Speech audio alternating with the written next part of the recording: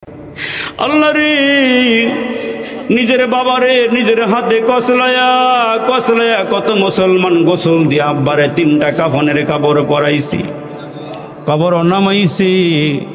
আহারে বাবারে কত টাকা ডাকছে, বাবা কখন ঘরে ফিরিবা? বাবা 3টা কাফনের কাপড়ের প্যাকেট হইয়া চেহারাটা সাদা কাফনের কাপড়ে ডাইকা কবর ঘুমায় গেল। কার জানে মা নাই রে বন্ধু, এই দুনিয়ার জমিনে মায়ের মতো আপন কেউ নাই, কেউ নাই।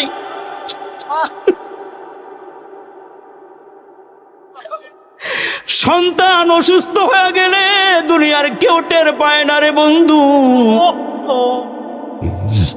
দুনিয়ার কেউ টের পায় না, মা আগে টের পাওয়া যায়। আল্লাহ, কি জানি মা হারাইয়া হাতগুলো বাড়াইয়া রাখছি। আসমানের মালিক রে, তাকায়া দেখো,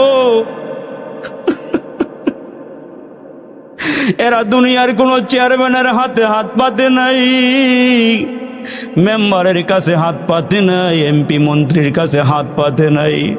তোমার বান্দা বান্দি গুলো তোমার দরবারে হাতগুলো বাড়ায়া রেখেছে রে মালিক। আল্লাহ গো, আমাদের প্রত্যেকের মুনাজাত গুলো তোমার শাহী দরবারে কবুল করে নাও। ইয়া আল্লাহ, তুমি আমাদেরকে মাফ করে দাও, এলাকাবাসীর মাফ করে দাও, কবরের বাসিন্দাদেরকে মাফ করে দাও। যারা আয়োজক, মুরব্বী, যুবক সবাইকে দিনের জন্য তুমি কবুল আর মঞ্জুর করে নাও। ইয়া আল্লাহ, এই মাহফিলটা তুমি কামিয়াব করিও। আলোচনা যারা করেছেন, যারা করবি, আল্লাহ সকল আলোচনার উপর আমাদেরকে আমল করার মতন তৌফিক দান করিও। মোহাব্বতে ওয়াজ শোনার জন্য আসছি যারা, এই মাহফিলে আসিয়া মোহাব্বতে ওয়াজ শুনলো যারা, এই মাহফিলে আসিয়া আল্লাহ তাদের মরণ কইরো কাবা ঘরে নিয়া।